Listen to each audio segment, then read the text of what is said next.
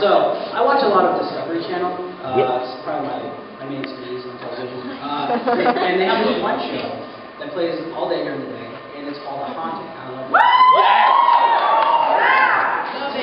So, this is such a stupid show.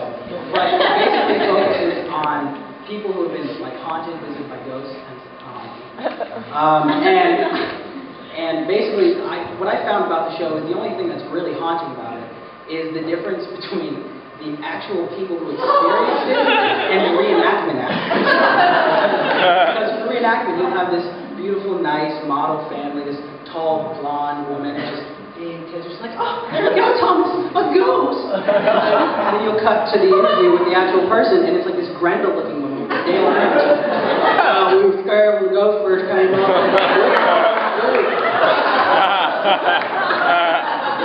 It's misleading. Moving on, in school, in grade school anyways, because Emerson's not a real school. My favorite subject was always history, for some reason. I think I understood it better, I memorized all the stuff easily. I liked history, and one of the things that I kind of noticed about, especially American history, is the names that we give events and happenings or whatever are very, very manipulative. For example, the Boston Tea Party. Tea Party. With engines and 3 teas per hour. So, not really. But we use Tea Party because it conjures up really nice, friendly memories. But there are also some more cases that seemed like the naming was a little bit, the intent behind the name was a little bit more malicious. For example, Manifest Destiny. Now this is clever because it makes it sound like our raping and pillaging of the Native Americans was foretold. It was destined. I'm sorry, Tonto, I don't want to have to kill your whole village with your nice cone houses made out of skin, but it was foretold. I'm sorry. Jesus didn't want to die on the cross either, but we all saw how well it worked out for us, right? Don't cry, it says here y'all are going to get something called casinos, whatever. Don't worry, it'll be alright. Now to get a little sacrilegious.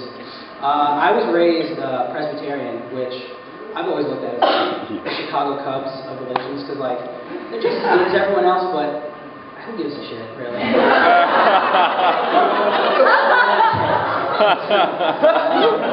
But one of the scariest stories that I was taught as a kid was the story of Abraham and Isaac. I don't know if you guys are familiar with this one. If not, I'll summarize. God asked Abraham, the father, as an act of faith to kill his son. I'm going to repeat that. God asked Abraham to kill his son. Why are we teaching this as a positive lesson? Why is that okay?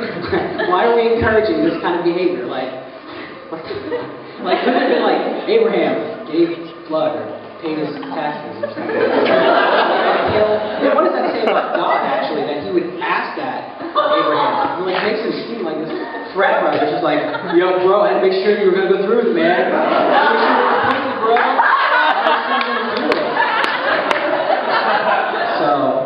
But don't worry, because Isaac wasn't killed. But can you imagine how awkward that relationship between the two of them was for the rest of forever? Son, how about a game of catch? How about you try to fucking kill me with a sword, Dad? How about that? Should be troubling, right? Transition. Do you guys all know of the font Comic Sans MS? Yeah! Everyone, all right. I read this in the news yesterday, and I swear to God I'm not making this up. I wish that I was. But there is a movement that's been started to eliminate Comic Sans MS, like, off the face of the earth. There's a movement to do that, and I'm just thinking, like, what is the psychology of the group of people who join this group? Like, are they looking at everything else in the world, and nothing is as important as Comic Sans MS? Genocide and Darfur. Gays don't have the right to get married, who cares? Free Tibet, they don't deserve it. But Comic Sans MS, I will not stand for this injustice. Getting all these school and church flyers in this fun, bubbly font, I can't fucking stand it. No! So we must put an end. So write to your local congressman, fuck Comic Sans MS, okay? All right. Speaking of injustices, I love Emerson College, but one of the things I do not love is the irony that we are a school of communication, but yet when it comes to like the internal bureaucracy, not here in Boston, no one knows how to communicate. No one knows how to do anything. You'll email, whether it's an advisor or a professor or disciplinary people, anyone. Email them a question, they have no idea. It's like they've never spoken English before, and it's so frustrating because you get these responses that are just like one sentence, and it's not even answering your question, and it's like, I feel like I'm a fucking prisoner. Like, I feel like I'm in the basement of Buffalo Bill, and I'm just in this world. Please. I can't register for this class, and the banner system's really confusing, and like, I don't puts the lotion on his skin. I don't get how this is helping me. I just want, like, can you tell me someone I can talk to who can give me the answers? It puts the lotion in the fucking basket! In a nutshell, how Emerson makes me feel. Alright. What was it? Oh, right. The castle. Now, I don't know about you guys, but this has basically been the greatest 3 months of my life.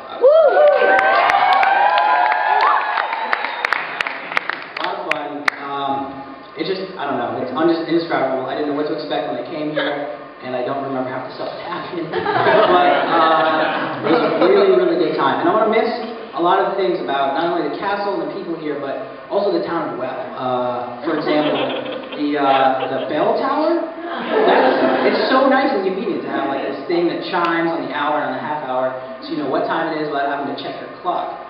What I find inconvenient is the periodic, like, sporadic ding, ding, ding, it just goes for God knows how.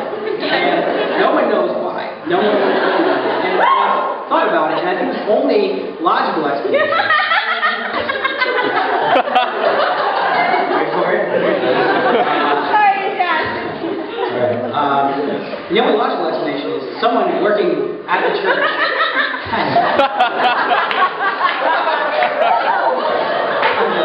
has a cousin with, well, you know, mental handicap or something. And they're like, what can Jan do? We need to get him a job.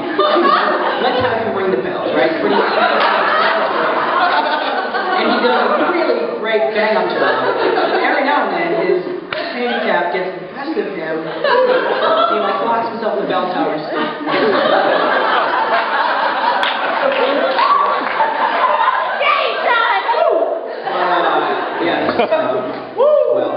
What else am I going to miss? Oh, Castle Plays. Okay, I don't know if you guys.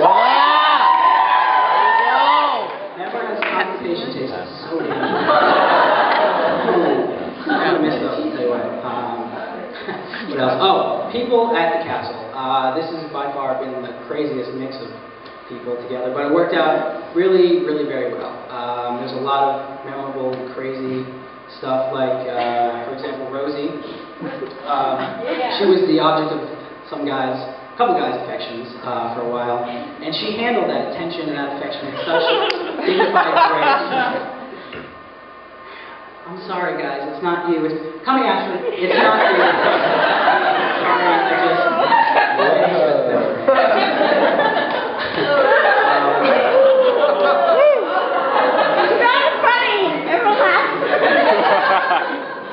It's okay, I asked Rose's permission about that before, so it's feel awkward.